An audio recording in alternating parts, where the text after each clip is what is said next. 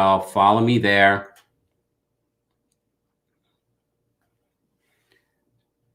I got so much information in regards to 90 Day Fiancé, and I got so much information in regards to another story, but I have to investigate, y'all. And you're about to hear me right there. Let me just, I'm going.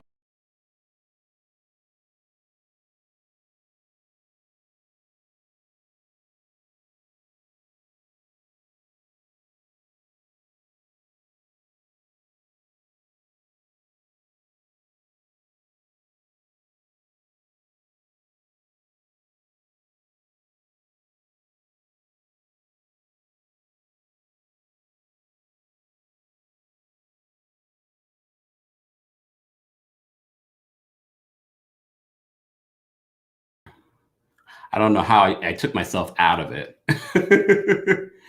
I took myself out of it. Hey, Beaumont, I see you in there. Look, I'm still figuring things out here, y'all.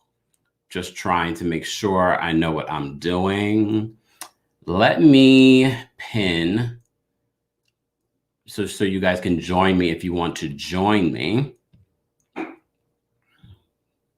Okay, let me just post this in the chat here. I have so many things that I want to say in regards to 90 Day Fiancé, so I had to go live and talk with you guys here. All right, so I've pinned the link. If you want to join me and share your own thoughts on 90 Day Fiancé, head on over to the KEMPIRE Daily YouTube channel. Those that are watching me on TikTok, we're going to be live talking about 90 Day Fiancé there.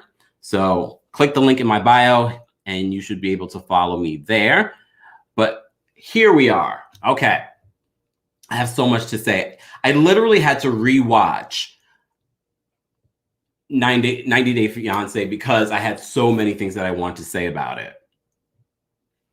So let me just put this over here because this will be just distracting. And I do not need any distractions when I talk about these couples because, like I said, I have a lot to say. And I got some information in regards to Stephanie and Ryan, you know, the cougar. I did a deep dive today that all kinds of things came up. So before we get to them, let's talk about the couples that really weren't that prevalent today. Hey, what's going on in the chat? I see you guys. Let's see. Okay. Like I said, I am still figuring out all of this stuff. Hold on. I am going to share just so that we can talk about these couples and you can see who I'm talking about. Okay. Okay. Let's talk about this couple. Brandon and Julia. Okay. First off, Brandon and Julia. There wasn't a lot to say about them this week. I have to say this couple has to be one of my favorite couples of the season and probably favorite for all the wrong reasons. Shout out to Audrey in the chat. So here, this last episode, we see with Brandon and Julia, they're going wedding dress shopping. And hear me out. I'm okay with the mother just going with Julia. As we saw in this episode, Julia was trying to get Brandon excited about wedding dress shopping, but most guys, especially American guys, are not going to be into it. I can't imagine a Russian guy being into it either. It just doesn't seem like something that your typical heterosexual man would be into. And when I say heterosexual, I'm saying I've been wedding dress shopping with my girlfriends. And I have to say, I probably get more out of it than a heterosexual man. Just saying. And I understand why she wanted him there because she's not comfortable with the mother. But we have to remember, even before this, Brandon, Julia, and the mom have traveled together. So it's not like she's new to the mom. It's not like she's not familiar with the mom. So that's my only issue with the whole situation, because I'm like, she probably would have had a better time. And it also would have led maybe some sort of bond between Brandon's mother and Julia. And I feel like it was a missed opportunity, especially when Brandon says to the mother, oh, don't say anything. And the mother really did not say anything. You know, she just sort of like, oh, it's nice. I think if it was just her and the mom, Julia would have had a better time. They would have gotten a little bit closer, and maybe it would have helped the whole situation, even though she's ready to get married, to move off the farm. But my thing is, that's his family. That's your only family that you have in the country. Look, are they a normal couple? Are they a normal family? Did they force her to be like a farmhand? Yes. However, she is still going to be a part of this life. And I think on some level, she needs to embrace it. But first of all, I think Brandon's too immature to actually be the man of a house. I think that she's very demanding. I think she's very controlling in regards to, and that's why he had to go with her. But at the same time, I understand why she wanted him with her, because she feels most comfortable with him. However, I do see her trying to control him in various ways, as we probably saw before in previous episodes. She's tried to use sex as a way to control him, and then we've seen him counteract that by getting, passive aggressive. But we didn't get a lot from this couple this week. But I'm still like, this is still one of my favorite family couples to follow. I mean, I did hear rumors about the parents possibly being allegedly swingers. Not that interested in that part of their lives, but every time I watch them now, I look at them like the mom and dad, like, I do need Brandon to grow up, though. Brandon, to me, when they were talking about, because this is all taking place during the pandemic, when they were talking about getting married, like, I get what he's saying. We can just get the marriage license, blah blah blah. But he really doesn't even want to get the marriage license. He's like, oh, it's a pandemic. I'm sure they're not going to be deporting people. Okay, Brandon. First of all, it was still Trump's administration during this time. Second of all, that's very irresponsible. And he just seems so irresponsible. Even the dad's like, no, why are you going to do that? She's here. You can get married. Why not get married? Why are you going to wait till something expires? Which leads me to the next couple that I want to talk about. The next couple I want to talk about, Andrew and Amira. This couple, I got really scared, especially watching this for a second time. Look, I'm still getting used to using all of these new mechanisms. Hold on, let me see something here. Okay, let me see. Audrey says that girl is a farmhand. Brandon's mom wants to make sure the help has what she needs. Well, you know what it is? If you're going to live in someone's home, and I'm sure Julia probably does want to help out, maybe, but she wants to help out in her own way. But if you know anything about a farm, and I don't know anything about a farm, only what I've learned on TikTok, because I follow Mommy Farmer. And you have to get up early, because the animals aren't going to wait for you to feed them. They're hungry at the crack of dawn. So I get that. And I think if you're living in someone's home, I mean, they're taking care of everything for you. They're taking care of your meals. They're taking care of the roof over your head. I'm like, I would still tell Brandon, I want to get out of here. However, you still need to be helpful. That's just the way that I feel. I still feel like that. Could they have eased her into being a farmhand? Of course. But let's talk about this couple, Andrew and Amira. I have to say, watching this a second time, watching their interaction on that Zoom call, I was a little scared for Amira. And I hear that they're still together. And when I say together but apart because of the pandemic. But as you may recall, originally Amira and Andrew went to Mexico to try and quarantine there and then have her come through Mexico into the United States. However, she was detained by the Mexican Border Patrol. I don't know what they call them.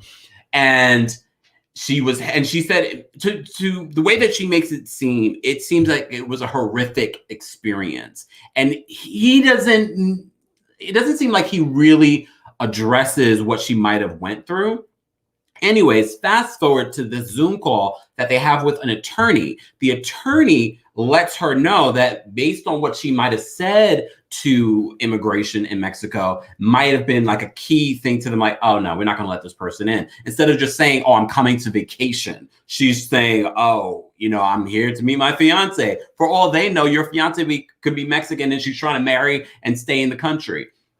Look, that made complete sense to me. Well, they also posed the question to the lawyer: could there be an extension because there's a pandemic going on, and that's my biggest question. I haven't been invested enough to dig and see if they've done any sort of extensions for K-1 visas and things like that. To me, it would make sense. Like, we're in a pandemic. I can't get to the country. You just gave me a visa. However, I can't get there. So Amira wants to do that because her friends and family, her father is so over Andrew. He does not like Andrew. He doesn't like what Andrew's allowing his daughter to go through while Andrew is sitting in Mexico vacationing while she was in a Mexican prison. I'm just saying. Audrey says, this relationship screams human trafficking to me. I didn't even think of that. I don't know if it's human trafficking, but I definitely think, based on after the lawyer got off the Zoom call with them, their interaction to me was very scary. She seems like she's afraid, but I like the fact that she called him out on it. It might be because she's over 3,000 miles away, but his passive aggressive, and I hate to use the words passive aggressive, because I feel like it wasn't just passive aggressive, it was almost abusive.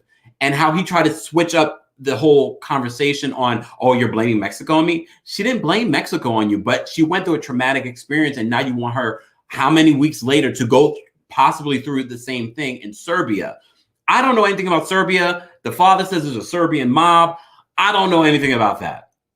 But he's right. It's sort of like, why put yourself in this situation if you can wait just a little bit longer, if they are going to extend it? He's saying that the embassies are closed, but then in the same breath saying, well, I'll call them tomorrow. Because he knows that he's being recorded for this television program. And I don't know. Look, there were a lot of things that he said during their conversation and interaction that made me very uncomfortable. And I said this before, mind you, his opening scene when he was introduced to us, he was going to read to children. I'm very concerned. I'm going to do a deep dive on Andrew to see if there's any information out there on his background, but it's very scary. Look, I was scared for Amira. I'm like, I'm glad Amira's in Paris right now. I'm like, girl, don't go back. Don't go back. Let me try and think if there's anything else. If you would like to join the conversation, there's a link pinned on the chat. Click it. Come on in. Let's talk about 90 Day Fiancé if you have thoughts that you want to share. I'm talking about all the couples. I do little short videos on social media, but I was like, I have to go live. I have to talk more at length about these couples, especially because I have some tea that I have to share about Stephanie a little bit later. Oh, thank you for reminding me, Audrey. He's a preschool teacher. I don't know. For those that are in the chat, what are your thoughts on, first of all, Brandon and Julia, if you have thoughts, and what about this couple, Andrew and Amira? Like I said, that conversation was very uncomfortable to watch. He said he's putting it in her hands. I can only imagine if he sent her a text after that. And I also feel like the producers of 90 Day Fiancé have a responsibility to be looking out for these situations. And I feel like they're not. And that will lead me to talking about some other things. 90 Day Fiancé producers might be in a lawsuit with one of these people. But we'll move on to the next couple. Let me see. Who do I want to talk about next? I never want to talk about this couple, but we will talk about them. And I talked about them this week because they actually had something interesting happen during the show. So let me just pull up a picture for you guys so we can see these folks. Okay. This couple. This is Tarik and Hazel. They've been on the show before. They're back this season. She's officially in the United States. She was always sort of dry and cold towards him. She seems a little bit more warmed up to him now. There's something going on with Tarik and up here. Something going on up here. I don't know what it is. I'm not one to judge. I love seeing him with his daughter who's autistic. But something's going on with Tarik. But something's also going on with Hazel. Because I feel like Hazel, they're a good match. Let's just say that. They're a good match. But this week, because this is the couple that wants to be in a throuple. Yes. And I think a lot of people thought when I said I'm not interested in a throuple, people thought that I'm not interested in the dynamics of an actual throuple. No, I'm not interested in their throuple because they are so boring to me. Like, they're not interesting. Anyways, this week we see them searching for that woman that will join this couple. And apparently Tarik he's an expert at catfishing, so he's been able to fish out the women on this particular website or app or whatever. Maybe I don't know where they find these apps or websites, but they do. Anyways, so he says, it's not working. We can't find anyone on this app. Maybe we should call Minty, their ex-girlfriend, who they were in a throuple with before. Him knowing that she does not like Minty for whatever reason. Like, we really have not understood, besides her being jealous, why she doesn't like Minty and why she has this aggression towards Minty. So he suggests, because this is a brilliant idea, let's get Minty involved in our, search for the one. She knows us both. His logic for calling Minty made no sense to me, but her logic, because she wants to see their interactions to see if there's still something going on. So she's slick. So they actually, they get on the whatever Zoom or whatever they use to speak with Minty. Minty reveals to us that she was first talking with Tarik before Hazel. But when they got together, I forgot the whole situation. It doesn't matter. Basically, Minty really wants to be with Tarik. She was okay with being with, it was her very first throuple. I've never been in a throuple.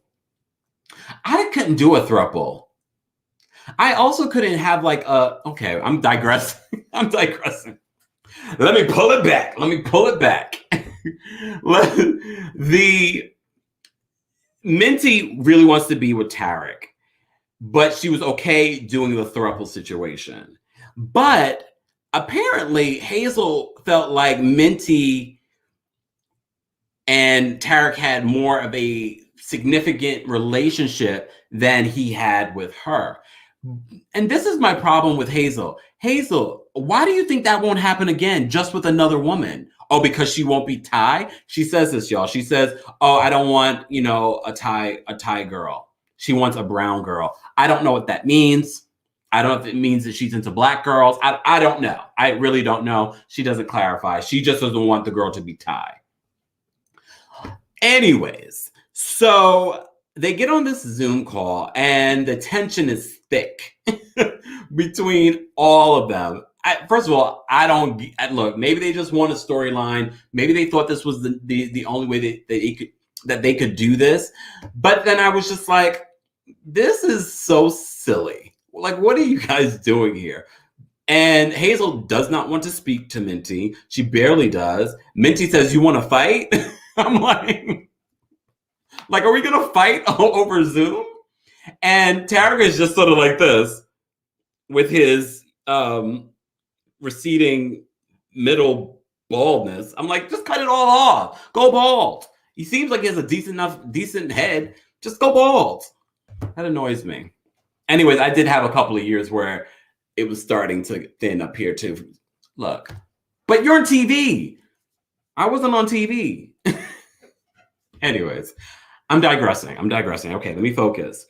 So basically, Hazel got what she wanted. She wanted to see what their interaction was. And at the end of the conversation, she thinks that he's using this as an opportunity to bring Minty back, because Minty says, "Why are you guys going to find another girl when you could have me?"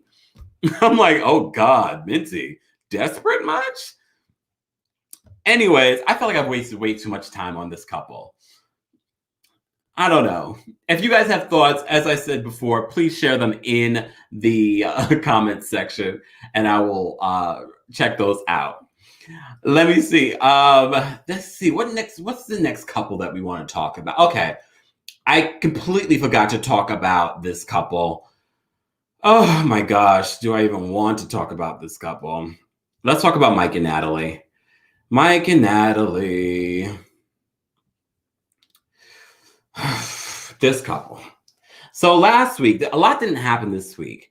Last week they got into a fight. She pretty much said that she's better than him. She's a prize. He's not so much a prize. I've said this multiple times on my podcast. I've said it on social media. I don't understand Mike. In the beginning, I was all here for Mike. I felt like he was communicating, but somewhere along the line, Mike shut down. Mike refused. He set a date after his mother visited for the wedding, and he won't give her the ring back. He won't make plans for the wedding. So why set a date? Why even start? Why even bring her here? Why, when she said that it was approved, you should have been like, I don't think that's a good idea.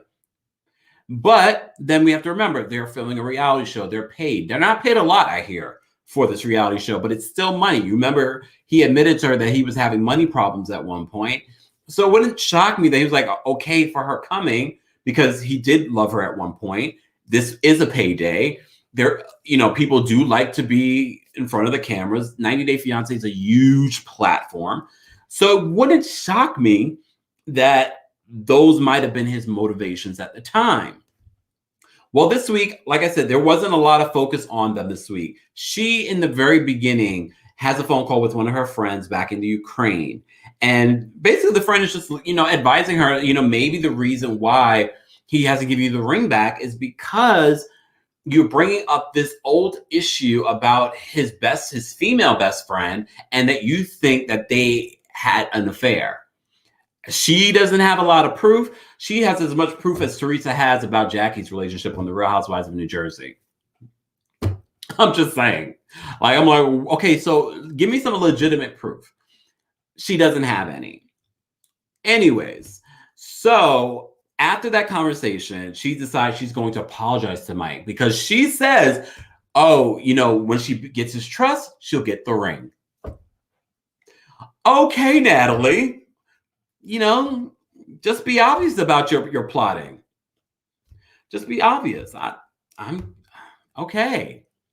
And I don't think that changes Mike's mind. He's open to the apology, but he's also, they have literally 20 days at this point of filming to get married. Like, what are you doing? Like, I wouldn't even have her come back. Like, spoiler alert, if you don't know already, this has probably been all over the blogs that this couple does make it through the 90 days. But I do know there's a dramatic scene where she's like on her way to the airport. So I want to see how this unfolds. I don't know.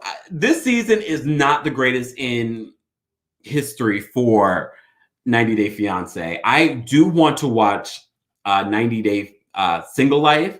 I want to get into that. They have so many iterations, but like I said to you before, I feel like 90 Day is really treading a thin line between being very problematic with some of their producing ways. And we'll get into that when we talk about Stephanie and Ryan from the latest season of 90 Day Fiancé. But before we get into that couple, okay, let's talk about Jovi and Yara. Just because, like I said, this week they didn't have a lot either. I have a lot to say, though, about Jovi's mother and that scene this week, because, ooh. Okay, Jovi's mouth always bothers me. I'm just going to, because, look, we're here. I'm just going to share all my thoughts. His mouth always bothers me. I think he's a cute guy from here up. but his mouth, oh, I don't know if it's the teeth. I don't know. His mouth always bothers me. But he's also very immature. We've seen this multiple times. I've seen everyone's comments on social media. He's immature. The drinking, I'm not going to sit here and say that Jovi has a drinking problem because I don't know. Just because we see him all the time drinking on camera doesn't mean that he has a drinking problem. Also, he's in New Orleans. I'm thinking if you live in New Orleans, that's part of the culture. Even though he doesn't know his New Orleans culture. When they go into the store, he really doesn't have a full understanding of it. And she calls him out on it, which I can appreciate. But before we get to that, you might recall from the last episode, they had this engagement party. The mother told her it would be small, but it ended up being a big party.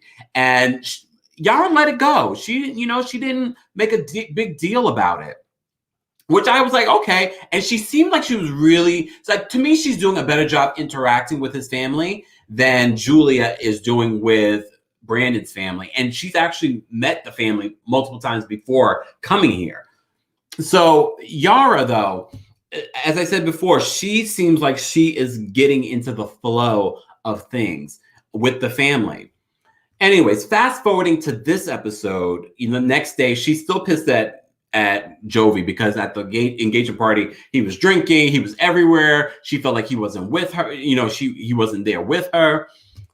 And he's immature. He doesn't look, his friends and family can't believe that he's getting married or having a child.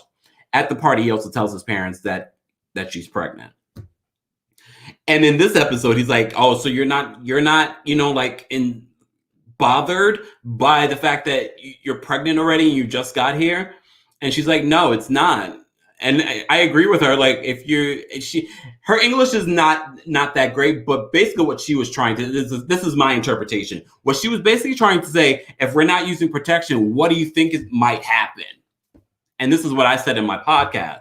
I'm like, well, and the same goes for Brandon and Julia. You're having you have a pregnancy scare and you're like, I don't know how that happened. Okay. Honestly, I don't think that Jovi and Yara will be celebrating 5 years of marriage, never mind 10 or 20. Be honest with you, but they will forever be connected because they do have a child together. But like I said, in this episode, not a lot happened with this couple.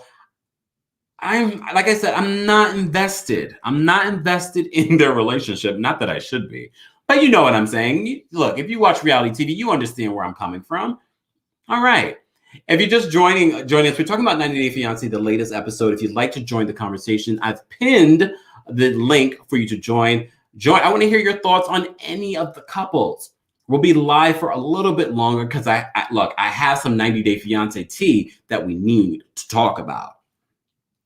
But if you just want to share your comments in the chat room, feel free as well. I can go back and forth. I'm trying to think anything else in regards to Jovi and Yara. No, if I can't think of it, then it wasn't that important. Just saying.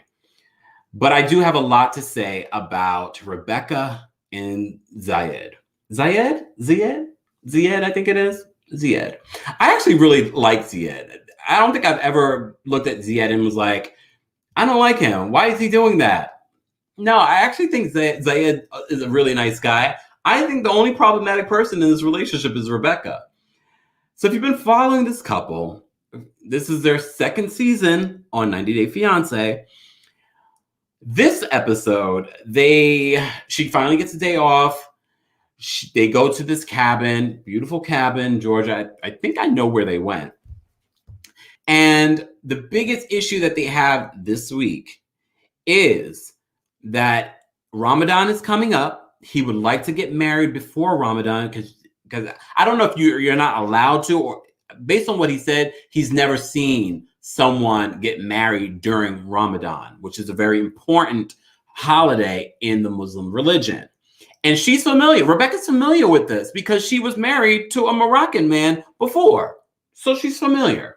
But she flips on him. First of all, she says that she's like, why are you yelling? Like, I forgot her exact words, but she insinuated that he was yelling.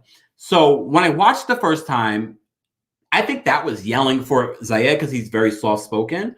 When I watched it the second time, I was like, oh, his tone did go up a little bit. But I do think she was being dramatic. I do think it wasn't in a way that I think he was frustrated because I think Zied has made a lot of sacrifices for her. I don't think Zied is desperate to be here in the States. I think he misses his family genuinely. I think he's made a lot of sacrifices for Rebecca in regards to missing his family, but also in regards to his religion. He's living with her. That is against Muslim religion. Am I wrong? We learned that with 90 Day Fiancé the other way with Brittany and Yazan.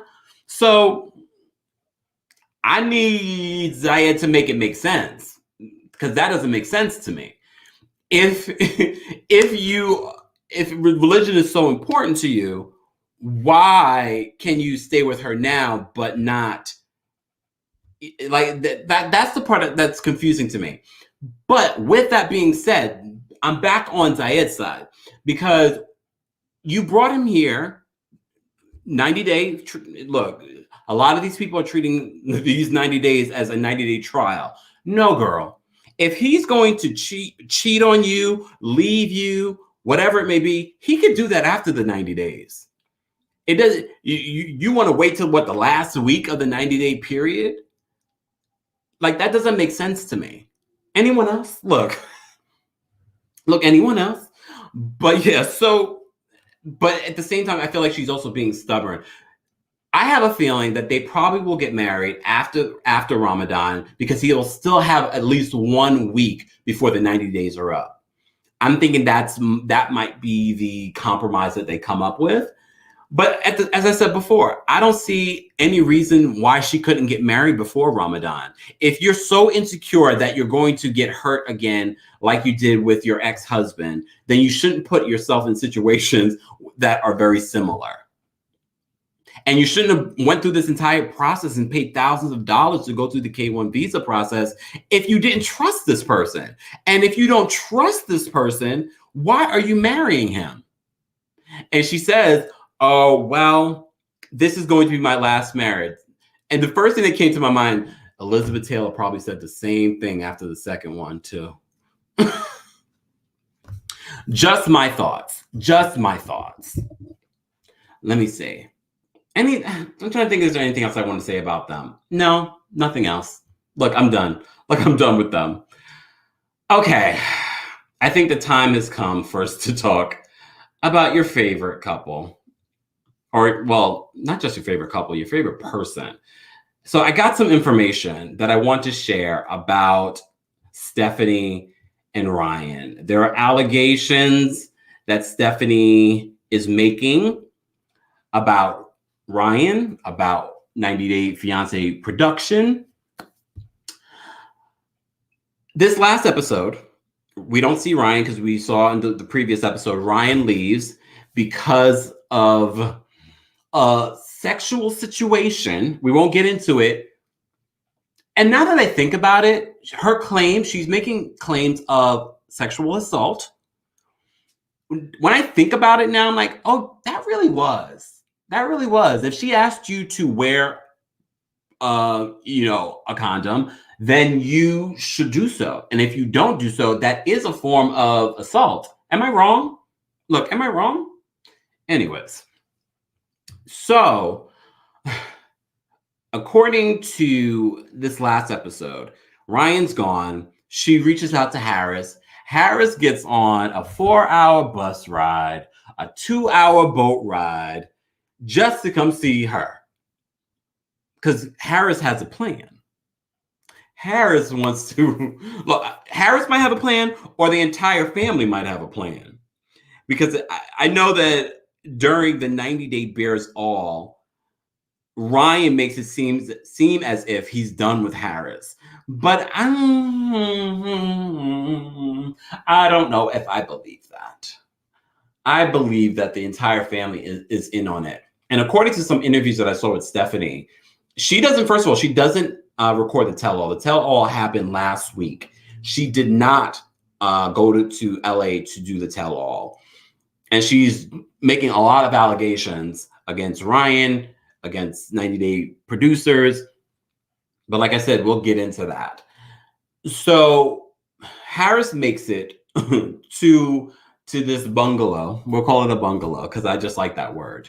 It's actually a really nice place. This woman does have money. And based on an interview that I saw with her, she says that was part of the reason why the 90 Day producers wanted her to be a part of the show. Because, normally a lot of people need to be on the shows. They don't come from her demographic. This is what she alleges in this interview that she did. And Nadine says, amazing what people will do for money. I agree. And what people will do for fame. Because as I said to you just now, Stephanie has money. So it wouldn't shock me, because she also alludes in this interview, she says in this interview that business, she has her own business, has been up since she's been on 90 Day Fiancé. So she's making more money. Audrey says, I think the whole family has a plan. And at this point, I'm not mad at them. I can't. Freddie, okay, so let's answer Freddie. Before I get into more tea, because I have a lot of information that I want to share with you guys about Stephanie and some allegations that she's making. Freddie wants to know, do you think she's on something? If you watch this last episode, when she's talking to Harris, either she seems intoxicated. A lot of you have been commenting, it looks like it's alcohol and pills. I don't know, and I'm not going to make those sort of generalizations. She's an interesting character, and I'm not just talking about the hula hoops. Look, her whole interaction, and I've said it multiple times that I feel like she's problematic in a lot of ways, especially how she assumed that Ryan stole her mother's wedding ring. And I didn't like how that looked, especially as a white woman saying that about this black man, especially when this is all being filmed. This is during the whole social injustice situation. I didn't like it. I didn't like it at all. I also don't like how she uses her money to control people, how she uses money to control Ryan, Harris, and Ryan's family. Nadine reminds us, Stephanie was paying Ryan's wages. You may recall, Ryan was working at this hotel, but the hotel wasn't paying him. She was paying the hotel to pay him. It's a whole situation. Audrey says she's definitely on something. Look, y'all trying to get me sued up in here. Freddie says, problematic is an understatement. Look, I'm being sweet tonight, y'all. I'm trying to be very sweet. That's just my thoughts right now. But let's focus.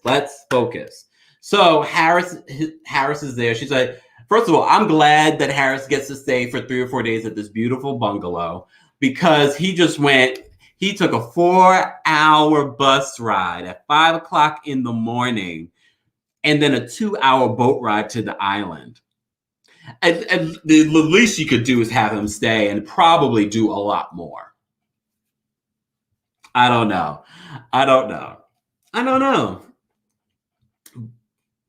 But look, first of all, okay, can we just look? Hold on. I just need to. This is Harris. If you just for those that have never seen Harris, this is Harris. Harris just seems to be happy to be a part of this whole situation. I'm sure all the gifts that Stephanie had bought for Ryan, because he didn't take those things with him when he left. Remember that $3,000 watch? Even though, thank God for social media, you guys said that is definitely not $3,000. Maybe $3,000 in Belizean money, but not $3,000, not 3,000 American dollars. So I'm sure all those gifts she got for Ryan, including the glow-in-the-dark condoms, all were bestowed upon Harris.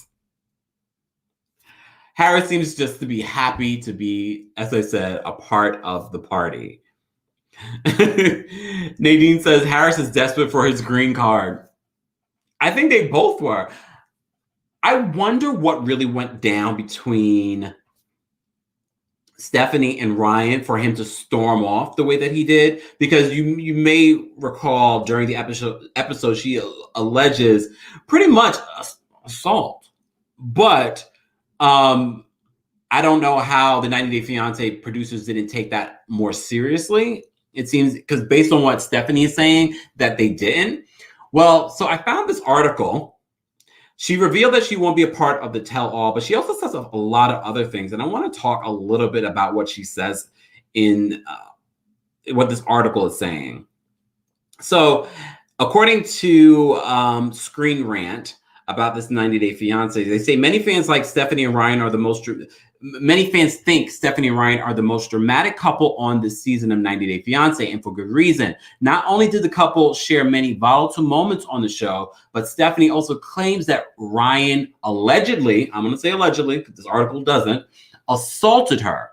It seems that the tumultuous couple is too much even for TLC, as Stephanie revealed that she did not attend the recent tell-all taping in LA, which I mentioned to you. So let me see that. So they go on to say they felt Stephanie used her finance. This is what the fans have been saying. They felt that Stephanie used her finances to control Ryan, and Ryan allegedly assaulted Stephanie on set. So this is what people have been talking about on social media. The article also, let me just skip down.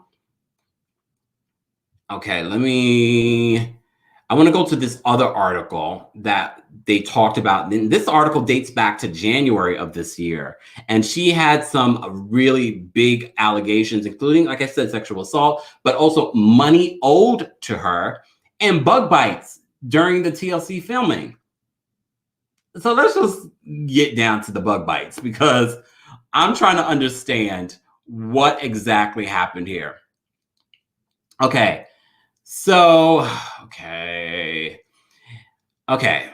So according to this article, I'm sorry, y'all. As TLC fans saw her hula hooping, hold on. The latest episode, however, showed Stephanie all set to go to police to confront Ryan, which 90 Day Fiancé fans predicted would result in a breakup. However, certain accusations by Stephanie speak of a darker incident that may have happened in the Caribbean country. Stephanie spoke up about her alleged claims against the network when a meme about her and Ryan posted on a 90 Day Fiancé fan page. So in the meme, the person says, Stephanie should have read this book titled Never Get Ghosted Again. But Stephanie instead wrote in the comments, my new motto after this reality TV stuff, only believe half of what you see and hear. So, okay, let me just fast forward to the bug bites, because I just want to, hold on, let me just see what you guys are saying. Thanks, Freddie. Thanks to everybody in the chat. I see you guys. That one.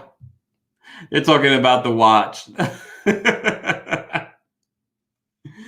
Okay, wait. Let me get to the bug bites, because okay.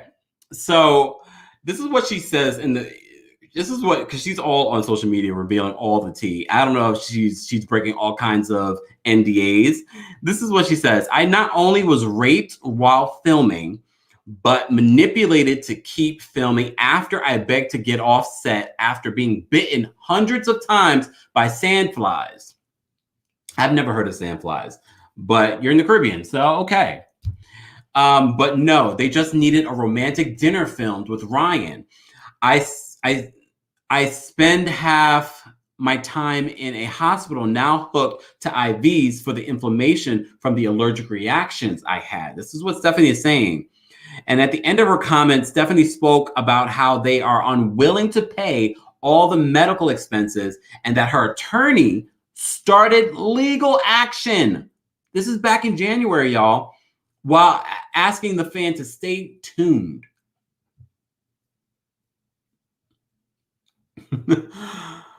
Oh, bug bites. Is she so strung out that she didn't realize she was in the Caribbean? Okay, there's a couple things that I want to say in regards to Stephanie. I think Stephanie is one of those people, and look, anyone can file a lawsuit. Anyone can, say what they want to say without repercussions sometimes. Oh, wait, we got some exclusive information in here. Tammy says, sandflies bites make a mosquito look lame. They hurt. Wow, Tammy. I didn't know that. Look, you learn something every day. I had no idea. I really should have Googled it when I read it earlier today. I didn't have enough time. But that is good to know. I did not know that sandflies. Look, that means I can't go to Belize because mosquitoes get me here. So I can't imagine sandflies. But the thing is with Stephanie, I feel like, as we've all said, we can call it drugs, we can call it alcohol. Something's off about Stephanie. Something is just not ringing like she's a sane person. And I hate to say something like that, but something is just not clicking for me with her.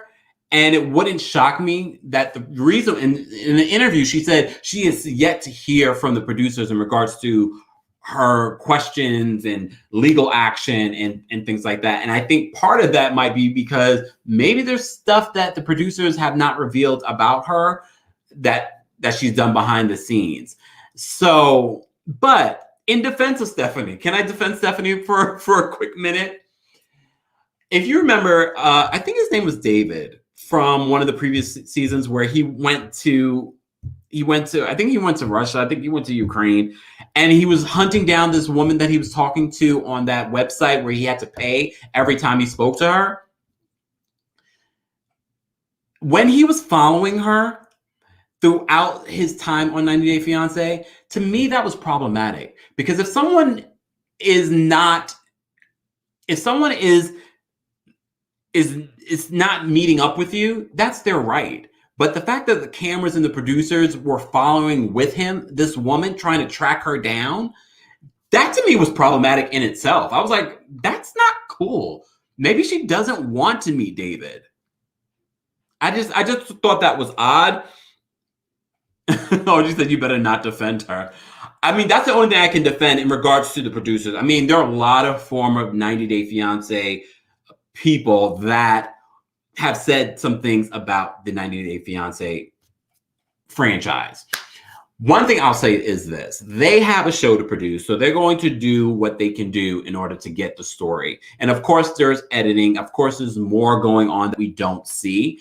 But at the same time, you guys know what you sign up for at the same time. Like, reality TV is not new. You know what I mean? It's not like when The Real World first came out, they had no idea what they were getting into. 90 Day Fiancé has been on for quite some time. They've had a lot of iterations. And I think there's something not right about, look, oh, wait. There we go. Okay, yeah, let me share this. I think this is important. Yes, it was very problematic. She didn't want to be found. She finally showed up just to get that little TLC check.